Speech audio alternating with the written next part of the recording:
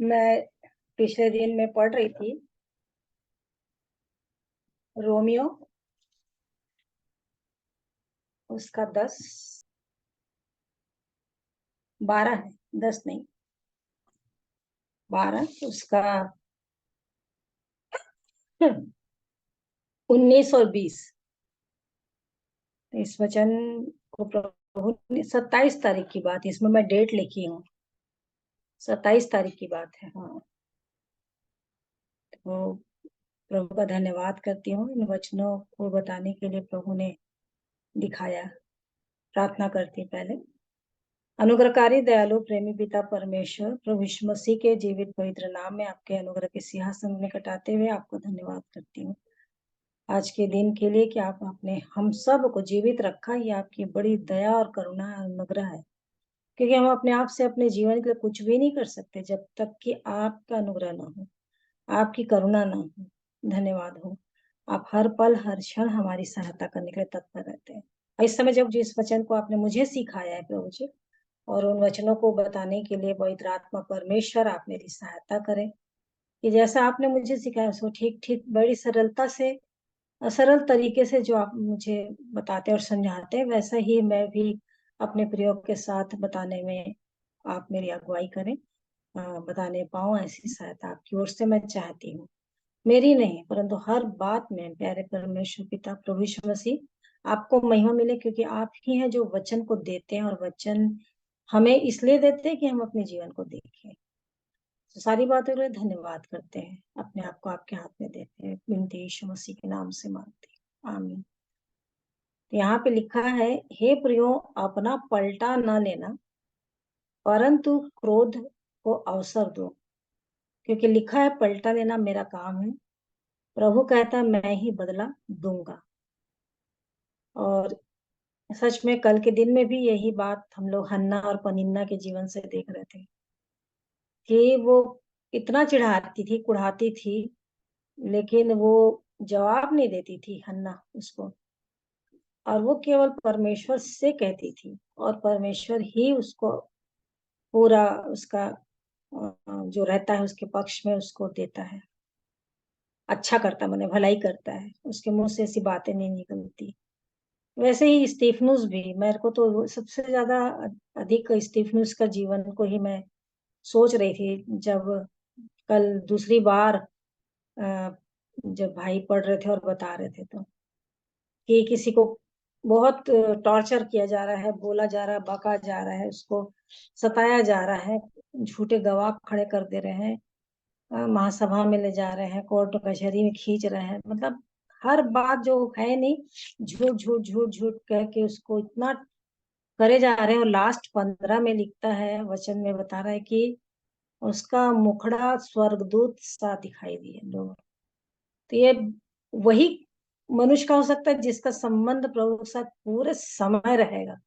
मतलब वो लोग क्या क्या कर रहे थे उसकी उसका ध्यान नहीं था। वैसे ही मतलब वो पलटा नहीं लिया, ना बदला नहीं लिया, कुछ नहीं, वो कुछ भी नहीं किया, बल्कि उसने भी वही काम किया।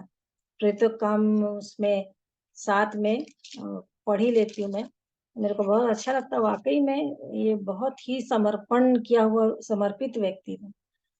तो लास्ट में जो 60 में लिखा है, 7 के, फिर घुटने टेक कर ऊंचे शब्द से पुकारा, हे प्रभु यह पाप उन पर मत लगा, और यह कहकर सो गया।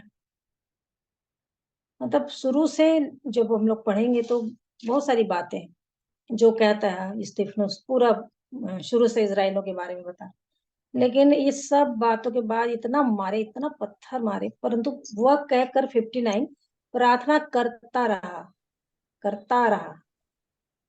मतलब कितना मुश्किल है कि एक व्यक्ति को तो दर्द में कराता रहेगा अपना हाय हाय करके, लेकिन वो प्रार्थना ही करता रहा, प्रभु यीशु मसीह की तरह, जैसे उसने प्रभु ने आत्मा में होकर के प्रार्थना किया, हे पिता इन्हें क्षमा कर देना।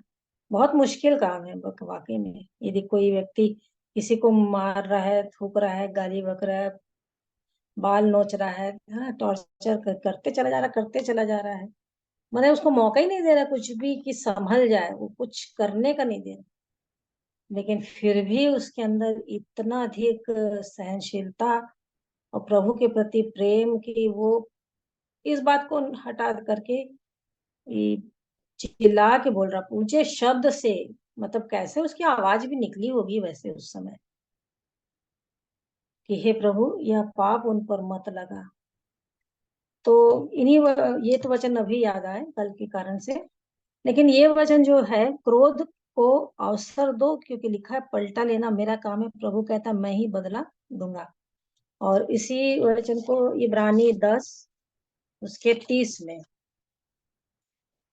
इब्रानी 10 उसका 30 में भी लिखा है, क्योंकि हम उसे जानते हैं जिसने कहा कि पलटा लेना मेरा काम है, मैं ही बदला दूंगा।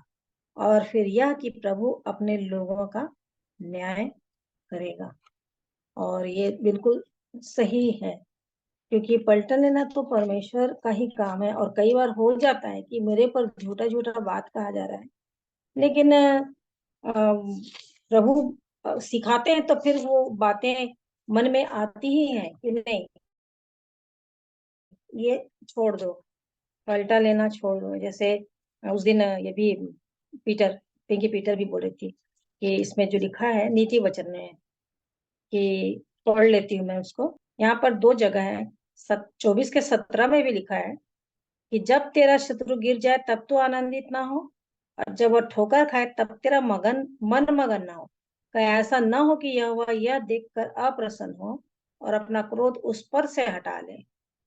मतलब वो तो कर रहा है जो भी काम, लेकिन तू मत कर ऐसा काम। ऐसा ना हो कि उसका क्रोध वो हटा करके तुझ पर ना क्रोधित कर ले। और फिर यहाँ पर लिखा हुआ है,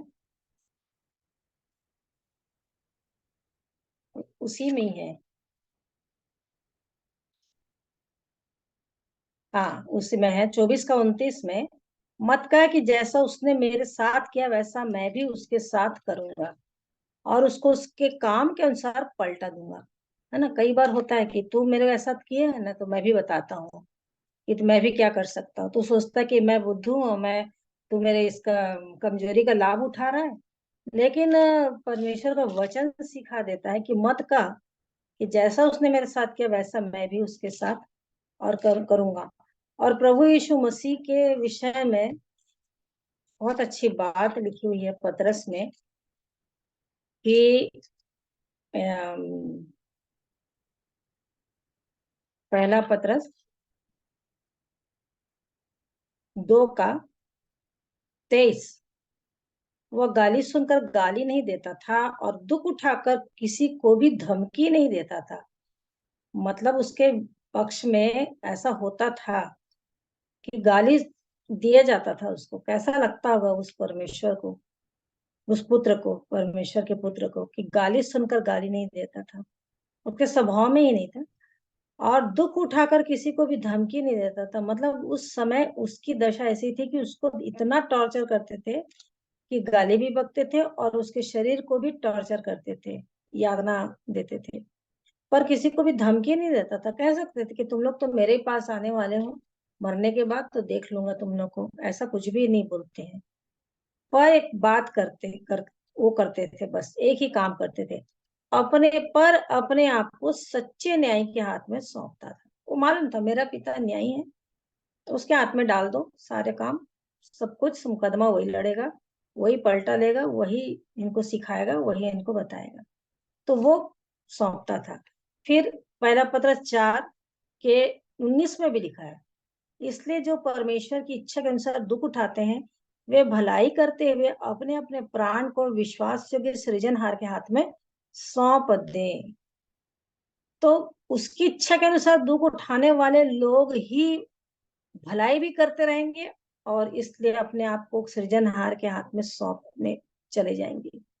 नहीं तो फिर वही प्रार्थना निकलेगी कि प्रभु उसको देखना, वो ऐसा कर रहा, मेरे साथ ऐसा कर रहा, तू ही उसको पलटा ले, उसको बदला दे। और जब मैं पिछले दिनों बताई थी उन्हें अय्यूब 33 में, उसमें जो पढ़ करके, 33 का नहीं है, ये है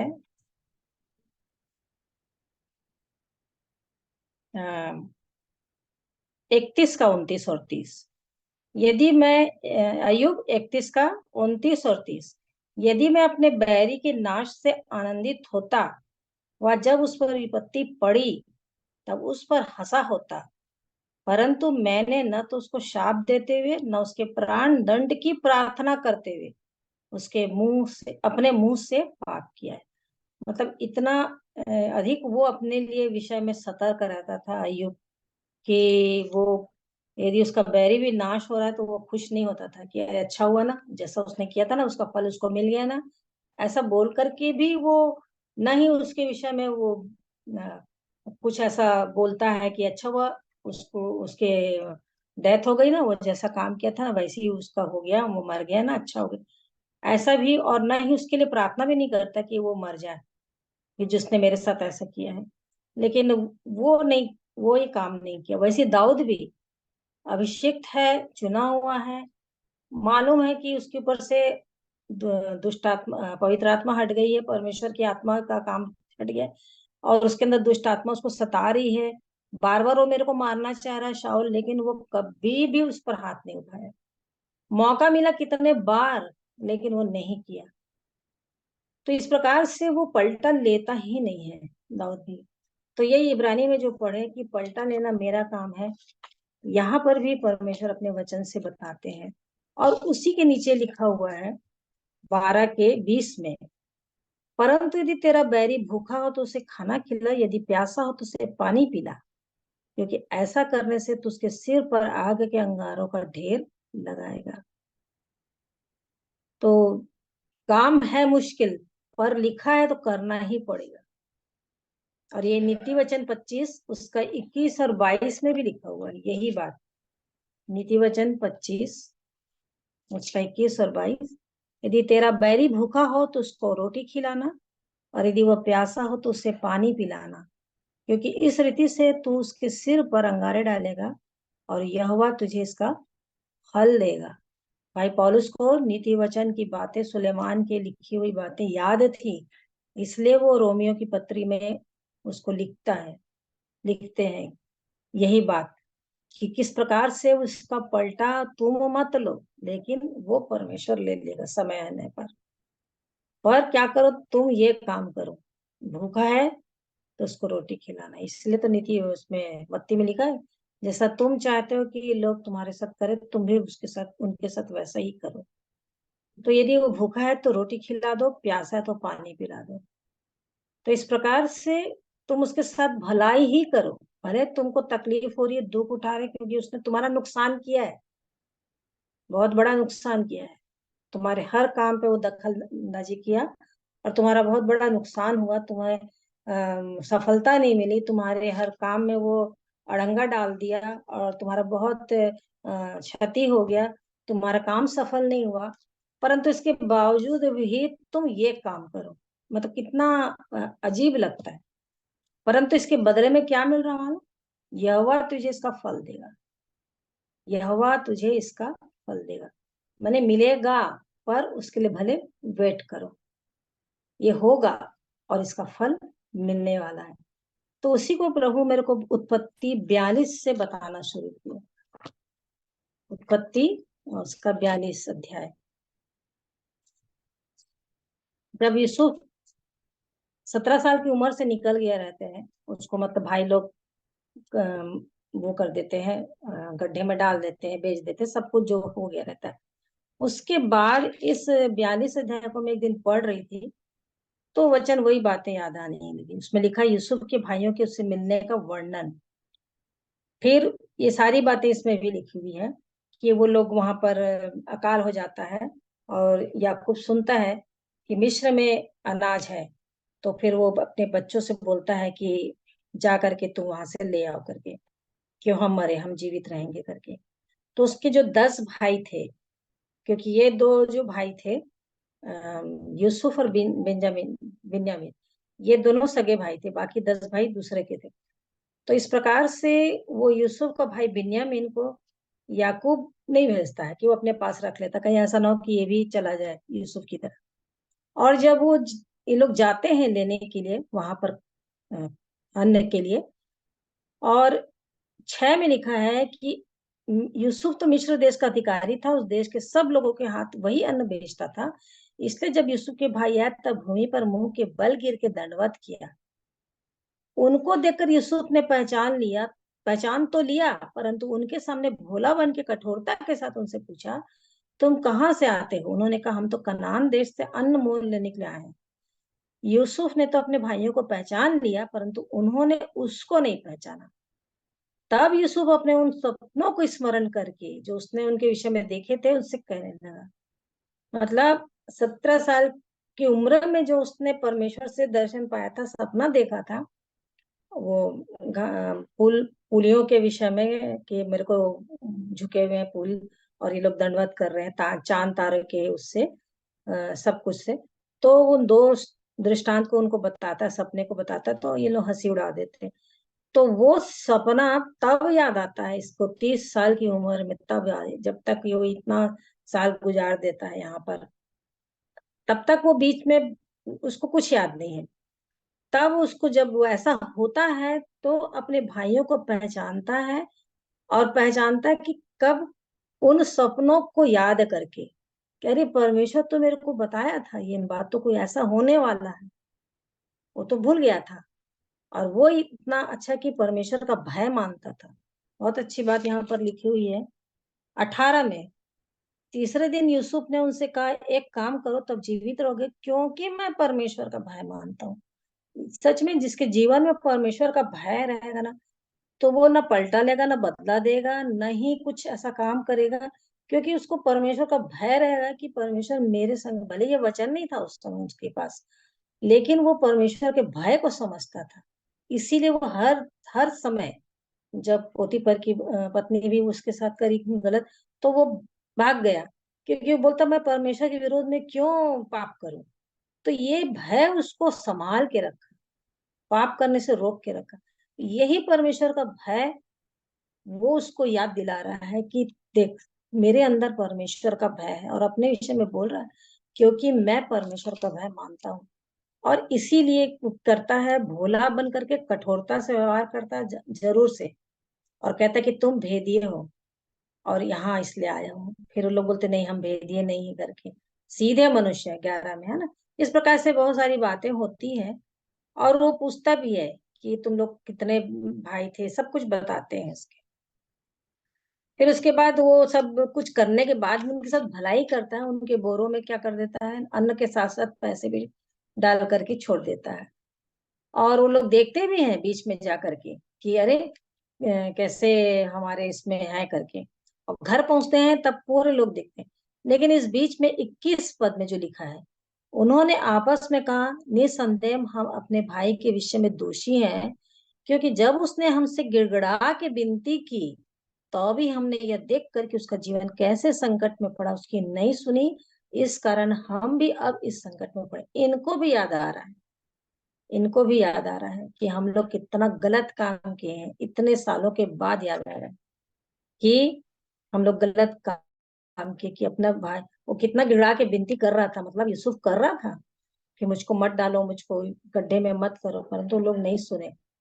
उन लोग के अंदर बदला लेने की भावना थी कि ये बार बार हम लोग को बस हमारा अपने पिताजी का वो लगता है, ज्यादा प्यार करते हैं इसको, और हम लोग को नहीं करते हैं, और हमारी बातों को सुनने के लिए आता रहता है, और हमको ऐसा सच बता रहा है अपना सपने के बारे में। जबकि वो उनको खाना देने के लिए वो गया रहता है यूसुफ अपने भाइयों को उस समय। लेकिन फिर भी उसकी ऐसा अच्छाई के बदले उन लोग उससे बुरा व्यवहार करते हैं। बहुत सारी बातें उसमें लिखी हुई है उस अध्याय में। तो ये लोग वो याद कर रहे हैं कि गिड़गिड़ा के विनती कर रहा था हम लोग, फिर भी हम उस समय क्या कर रहे थे, उसका जीवन संकट में पड़ा था, लेकिन हम लोग नहीं सुने। ये लोग जानबूझ करके ये काम किए और उसके बाद उसको डाल दिए। फिर भी वो सब कुछ याद होने के बावजूद भी वो सब सुन रहा था, बोली समझ रहा था, क्योंकि 23 में लिखा है कि उनकी बोली समझ रहा था। और वो हट करके रोने भी लगा कि अपने भाइयों को याद करके, इतने सालों के बाद मिल गए करके। और उनके जो बोरे में भर दिए थे, तब वो लोग जा करके 28 में लिखा है, तब उसने अपने भाइयों से कहा, मेरा रुपया तो फेर दिया गया है, जो जाते रहते हैं, देखो वह मेरे बोरे में है। तब उनके जी में जी न रहा और वे एक दूसरे की ओर भय से ताकने लगे और बोले, परमेश्वर ने यह हमसे क्या किया है। और उसके बाद फिर लोग जब पहुंच जाते हैं तो 35 में लिखा, यह कहकर वे अपने अपने बोरे से अन्न निकालने लगे। तब क्या देखा कि एक एक जन के रुपए की थैली उसी के बोरे में रखी है। तब रुपए की थैली को देखकर वे और उनका पिता बहुत डर गए। तो फिर इन लोग फिर डर गए और जब याकूब से बोल रहे हैं कि, तो याकूब बोल रहा है, यूसुफ भी नहीं रहा, शमौन भी नहीं आया, बिन्यामीन को भी ले जाना चाह रहे हो, क्योंकि बोले रहते हैं। तो फिर वो बहुत घबरा जाता है याकूब, बोलता कि अब तो मैं, लास्ट में 38 में बोलते हैं कि अब तो मैं तुम्हारे कारण बुढ़ापे की अवस्था में शोक के साथ अधोलोक में उतर जाऊंगा। परंतु इन सब के पीछे यूसुफ के जीवन को मैं देखिए, हम लोग सब जान रहे हैं कि बार बार यूसुफ उनको ये करना, हेल्प तो कर रहा था, लेकिन अपने भाई को, जो उसका सगा भाई था, उनको भी पूछना चाह रहा था। उत्पत्ति 43 के 7 में पूछता है, क्या तुम्हारा कोई और भाई भी है। तब हमने इन प्रश्नों के अनुसार उससे वर्णन किया। फिर हम क्या जानते थे, कहेगा कि अपने भाई को भी यहाँ ले आओ। और इस प्रकार से वो अपने भाई को भी देखना चाहता था, वो आता है। और इस प्रकार जब वो बातें होती रहती हैं उनके साथ, लेकिन यूसुफ 45 अध्याय के 8 में जब उन लोग रियलाइज करते हैं, लेकिन वो क्या कहता है यूसुफ, कभी, मतलब बहुत मुश्किल है किसी को इस प्रकार से बोलना कि तुम लोग सच में उस समय मेरे साथ बहुत बुरा किए। वो तो याद करके बोलेगा इंसान, अभी 5 साल पहले, 10 साल पहले तुमने मेरे साथ ऐसा से किया था, फिर भी देखो तो मैं अभी तो भूल गया हूँ, ऐसा है वैसा, कुछ भी बोल करके अपने आप की बड़ाई करके वो बहुत मुश्किल से एडजस्ट करके कहेगा कि ठीक है, जाने दो भाई, जो हुआ सो हुआ, ऐसा टाइप का बोलेगा। लेकिन ये क्या कहता है 8 पद में, इस रीति अब मुझको यहाँ पर भेजने वाले, इस रीति मतलब जो कुछ हुआ मेरे जीवन में, जो कुछ हुआ मेरे जीवन में, तो इस रीति अब मुझको यहाँ पर भेजने वाले तुम नहीं, परमेश्वर ही ठहरा। जो भी दुख और तकलीफ, सच बात है, जो भी दुख और तकलीफ आई, कोई नहीं कह सकता मेरे जीवन में जो दुख और तकलीफ आई, और मुझको पता कि परमेश्वर मेरी भलाई चाह रहा है, मेरे जीवन को सिखाने के लिए, मेरे जीवन को अच्छा बनाने के लिए। वो जो इस्तेमाल करना चाहता है, जो कड़ाई करना चाहता है, जो ताड़ना देना चाहता है, जो लाठी उपयोग में लाना चाहता है, जो कसौटी करना चाहता है, वो करेगा ही, क्योंकि वो मुझसे प्यार करते हैं। तो इस रीति से अब मुझको यहाँ पर भेजने वाले तुम नहीं, परमेश्वर ही ठहरा। कितनी बड़ी बात, कितना वो एक्सपीरियंस उसको रहता है अपने जीवन में कि परमेश्वर का भय मानते हुए वो अपने भाइयों पर दोष नहीं लगाता, ना उनसे पलटा लेता, ना उनका बदला देता। आराम से कर सकता था यहाँ पर भी कि नहीं दूंगा तुमको, जाओ तुम भूखे मरो, तुम लोग मेरे साथ बहुत बुरा व्यवहार किए, लेकिन वो ऐसा नहीं करता है। और उसी ने मुझे फिरौन का पिता सा, उसके सारे घर का बता दिया है। तो इस प्रकार परमेश्वर अपने वचन के द्वारा सिखाते हैं। और एक बार और मैं बताई थी कि लास्ट में जो है वो मेरे को बहुत अच्छा, वचन में बहुत अच्छा कंक्लूजन है वो, उत्पत्ति 50 के 20 में, यद्यपि तुम लोगों ने मेरे लिए बुराई का विचार किया था, परंतु परमेश्वर ने उसी बात में भलाई का विचार किया, जो अभी रोमियो अपन पढ़े हैं, उसमें लास्ट में वही लिखा है कि भलाई से बुराई को जीत लो। तो ये भलाई किया रहता है, ये पलटा नहीं रहता, ये बदला नहीं लेता है। और इस प्रकार से वो कह रहा है कि मेरे लिए जो बुराई का विचार किए, बुरा किए, तुम लोग बहुत बुरा किए, लेकिन परमेश्वर ने क्या कर दिया उसी में, अभी इंदिरा दीदी बोल रही थी कि उस बुराई से, उस जो बात रहती है उससे भी अच्छा निकाल लेता है जो होता रहता है। सच बात है। परंतु परमेश्वर ने उसी बात में भलाई का विचार किया, जिससे वह ऐसा करे कि आज के दिन प्रकट है कि बहुत से लोगों के प्राण बचे हैं। और इस कारण परमेश्वर 105 भजन संहिता, वहां पर लिखा है 17, 18, 19, उसने यूसुफ नाम एक पुरुष को उनसे पहले भेजा था, जो दास होने के लिए बेचा गया था। मतलब सोचने से कितना ये लगता है, अरे अपने आप को बहुत ये बताते हैं, बहुत बाइबल पढ़ते हैं, प्रार्थना करती है, ऐसा होता है, अरे ये कहाँ से कहाँ चला गया, अरे गड्ढे में डाल दिए, अरे उसको बेच दिए, अरे वो जेल में चल दिया, अरे ये कैसा है, ये कैसे हो सकता है भाई, प्रभु का जन होकर के ऐसा ऐसा काम कर दिया। कुछ भी इंसान अपने नजरिए से बोल करके उसको बता सकता, बोल सकता है, जिसके मुंह में जो आएगा वो कह सकता है। लेकिन ये सब काम परमेश्वर कर रहे थे, कि परमेश्वर ने यूसुफ नाम पुरुष को उनसे पहले भेज दिया था। कई साल पहले से ये प्लानिंग परमेश्वर के दिल में रहता है, मेरे लिए भी है, परमेश्वर के लिए। इसके जीवन में वही हम लोग दिन बैठ करके मैं और मिस्टर बात कर रहे थे, तो मैं ही बोल रही थी कि अरे प्रभु को पता था, मैं बचपन से तो मतलब तब से उसकी निगाह थी, और उसको पता था कि आगे जाके इसको नर्सिंग में ही जाना चाहिए। क्यों? इसके शरीर में बहुत सारी तकलीफ आ जाएगी, फिर ये कहाँ जाएगी, हॉस्पिटल। तो इसके लिए पहले से इंतजाम कर दिए कि इसको जितनी तकलीफ इतनी वो हो रही होगी, तो ये कम से कम इसके पास ये तो रहे कि जाने के लिए और इसका ट्रीटमेंट करने के लिए। तो उसको पता रहता है, इसलिए वो पहले से ही इंतजाम कर देता है। जबकि बहुत मैं रोती थी पापा के नहीं रहने से। तो परमेश्वर की योजना बाद में समझ आती है, हर बात में मैं देखी हूँ, हर बात में। न केवल अपने शरीर के लिए, इस घर के लिए भी। उस समय बुद्धि नहीं थी, 2003 की बात, ए, हाँ 2003 की बात। जब आया नापने के लिए तो हम छोटा सा ही, इतना भाई, इतना ही चाहिए, उतना नहीं चाहिए, उतना आखिरी, नहीं नहीं नहीं नहीं, हम पूरा नापेंगे ये 100 किलो। और उन लोगों ने पूरा नापा, लेकिन प्रभु जान रहा था कि इनको देना है, क्योंकि मैं इसमें यहाँ रह करके अपनी महिमा कराऊंगा आगे। और हम लोग को समझ से बाहर बात थी। तब अब समझ में आ जाता है, आ रहा है कि प्रभु ना अपने लोगों को इकट्ठा करने के लिए जगह को चुनाव किया था, कि यहाँ पर लोग आए, भवन बने, आराधनालय बने, और आए और इकट्ठे हों, और हम सब मिलकर के प्रभु की महिमा करें।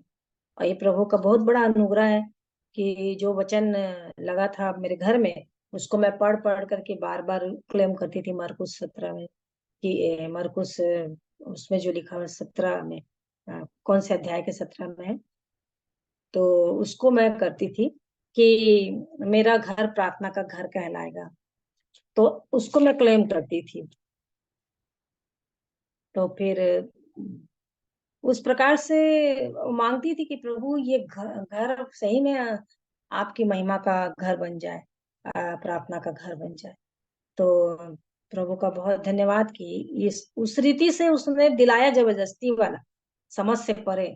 नहीं नहीं नहीं कर रहे थे हम, मैं मतलब ये तो ड्यूटी में थे, तो मैं बिल्कुल बुद्धू थी, और भी नहीं जानती थी। तो वो हम लोग बोले, मैं बोली नहीं नहीं इतना मत नापो, और उसने पूरा नाप दिया आखिरी तक। तो प्रभु जानता है कि इनको कैसे देना और क्या देना है। तो प्रभु का धन्यवाद हो कि उसकी महिमा के लिए जब काम होता है ना, तो वो अपने तरीके से कराती है। तो इसलिए उसके लिए लिखा है कि वो पहले भेजा गया, दास होने के लिए बेचा भी गया, लोगों ने उसके पैरों में बेड़ियां डालकर उसे दुख दिया, एक के बाद एक के बाद एक, और दुख दुख होता चला जाए, लोहे की साकलों में जकड़ा गया, जब तक कि उसकी बात पूरी न हुई, किसकी? परमेश्वर की। तब तक यहोवा का वचन उसे कसौटी पर कसता रहा। आज भी यही काम होता है, जब तक उसका बात पूरा नहीं होगा परमेश्वर का, वो एक के बाद एक के बाद एक देता चला जाएगा, देता चला जाएगा। और इसीलिए मेरे को ये वचन याद आता है, इब्रानी 12 का 11 पद। और वर्तमान में हर प्रकार की ताड़ना आनंद की नहीं पर शोक ही की बात दिखाई पड़ती है, तो अभी जो उसको सहते सहते पक्के हो गए हैं, पीछे उन्हें चैन के साथ धर्म का प्रतिफल मिलता है। वो पक्का करेगा, सोने की भट्टी में तपा तपा के एकदम खरा बनाएगा, सोने को जैसे भट्टी में तपाते हैं तब वो खरा सोना बनता है, वैसे ही विश्वास को परखता जाएगा, और भट्टी में ही डाल डाल के करता जाएगा। मतलब थोड़ा थोड़ा टेम्परेचर को बढ़ाता जाएगा, अब ये डालता हूँ, अब ये करता हूँ, अब ऐसा करता हूँ। तो वो कसौटी कसता रहेगा, कसता रहेगा, भले हा हू करते रहो, यदि उसकी इच्छा में है तो सकरे रास्ते से जाने में तकलीफ होगी, वो होगी ही, लेकिन सच में वाकई में जो समझ गया ना, तो वो उसके प्रभु को साथ लेकर के चलने में सरलता हो जाएगा, और वो भी सह लेगा, क्योंकि प्रभु सह करके बोले कि मेरे पीछे आओ और अपना क्रूस उठाओ। तो और जैसे मैं हूँ सिद्ध, वैसे तुम भी बनो। तो वो दुख उठा करके ही सिद्ध बनने के लिए इब्रानी में कई जगह लिख दिया। तो ये होगा ही। तो ये सारी बातें जीवन में ना सीखने के लिए, ये प्रभु मुझको अभी भी सिखा रहे हैं, इसलिए मैं बताते चली जा रही हूँ। मैं प्रभु का बहुत धन्यवाद देती हूँ कि वो निरंतर बात करते हैं। सबसे बड़ी बात तो मैं प्रभु के नाम, वचन का सबसे बड़ा आदर करके, उसका सम्मान करते हुए वचन को ही मैं महत्व देती हूँ, कि वचन ही सबसे अधिक जीवन में महत्वपूर्ण है और कुछ भी नहीं है। और प्रभु ने किसी से पक्षपात नहीं करता, जो उसको समय दिया उसके चरणों में बैठा, और जो उससे प्रेम करता है, पहली बात तो वो है, जो उससे प्यार करता है ना, उसको फिर वो खुल करके खुला सब भेद को बताते चले जाएंगे। और भेद ऐसा नहीं है एकदम कुछ अच्छा, ये सरलता से, सरल सरल भाषा में जो अपन समझ जाए, और पवित्र आत्मा इसमें सहायता करते हैं। सो सब बातों के लिए प्रभु का धन्यवाद करती हूँ, कि पलटा लेना हम मेरा काम नहीं है, बदला देना लेना भी नहीं है, लेकिन प्रभु को ही, परमेश्वर को ही मुकदमा आपने उनके हाथ में सौंप दे सृजनहार के, और वही अपना सब काम करेंगे। और इसीलिए बुराई को, भलाई से बुराई को जीत लेने के लिए प्रभु का धन्यवाद करती हूँ, प्रार्थना करती हूँ। मैं ही अनुग्रहकारी दयालु प्रेमी पिता परमेश्वर प्रभु यीशु मसीह में धन्यवाद देती हूँ। सच में प्यारे प्रभु, आप बहुत प्यार करते हैं, क्योंकि आपके एक एक वचन जब बात करता है तो ऐसा लगता है कि आप हमारे सामने हैं, और आप बोलते चले जा रहे हैं पवित्र आत्मा के द्वारा, कि ये ऐसा है, ये ऐसा है, तुम समझ जाओ, तुमको मैं कसता जाऊंगा और कसते जाऊंगा, और तुमको टाइट करते जाऊंगा, ताकि तुम पूरी रीति से मेरे लिए बन जाओ। हाँ प्यारे प्रभु जी, धन्यवाद देते हैं। ये वचन की रक्षा करें, ये वचन को दुष्ट कभी चुराने ना पाए, ये फलवंत हो, अच्छी भूमि पर बसा रहे, अंदर रहे, जिस प्रकार कल के दिन आपने हमें आशीषित, वैसे आज भी प्रभु जी जब आपका वचन खुलता है तो प्रकाश होकर के हमारे हृदय में चमकता है, कि हम अपने जीवन को देखें। दाऊद भी अपना पलटा नहीं लिया, उसने कभी शाऊल पर हाथ नहीं उठाया। आप बहुत सारे करेक्टर को दिखा करके बताते हैं कि कैसे उन्होंने अपना पलटा कभी नहीं, यीशु मसीह खुद ही कभी नहीं लिए। कितने लोग उनके पीछे पड़े रहे, दोष लगाते थे, परखते थे, ढूंढते रहते थे कैसे उनको घात करें, पत्थरवाह करें, फिर भी वो कभी नहीं बोले, कभी कुछ नहीं करते, लेकिन अपने आप को आपके हाथ में सौंप देते थे। क्योंकि अभी तो नहीं है, आपने पहला कुरिन्थियों में जो बताया है कि यदि हम इसी जीवन में मसीह से आशा रखते हैं तो हम सबसे ज्यादा अभागे हैं। तो अभी तो हमें नहीं मिलेगा कुछ भी, तो लेकिन एक समय आएगा प्यारे प्रभु, क्योंकि आपने कहा कि जब तुम्हारे विषय में कोई झूठी बात कह के यदि कोई कहे तो तुम आनंदित होकर के उछलना, स्वर्ग में तुम्हारा तो प्रतिफल मिलेगा मिलेगा। और इसके लिए तो हमको वेट करना पड़ेगा। तो प्यारे प्रभु जी, सहायता, धन्यवाद देते हैं कि आपकी सहायता होती है तभी हम चल सकते हैं, और सबसे बड़ा कि आपका अनुग्रह रहता है। ये अनुग्रह न रहे तो हम नहीं चल सकते प्रभु जी, किसी भी रीति से पवित्र आत्मा की सहायता से ही हम वचन के द्वारा हम संभाले जाते हैं, और आपके इस कठिन मार्ग में प्रभु चलने में आप हमारी पवित्र आत्मा के द्वारा सहायता करते हैं। मेरे सब प्रियो के लिए प्रार्थना करती हूँ कि वो भी इस मार्ग में चले, और कभी भी ना कुड़कुड़ाएं, ना बड़बड़ाएं, क्योंकि आप बार बार अपने वचन में बताते हैं कि मैंने प्रजा की बातों को सुना है, वो बुड़बुड़ा रहे हैं, कुड़कुड़ा रहे हैं। गिनती में सारी बातों को आपने बताया है।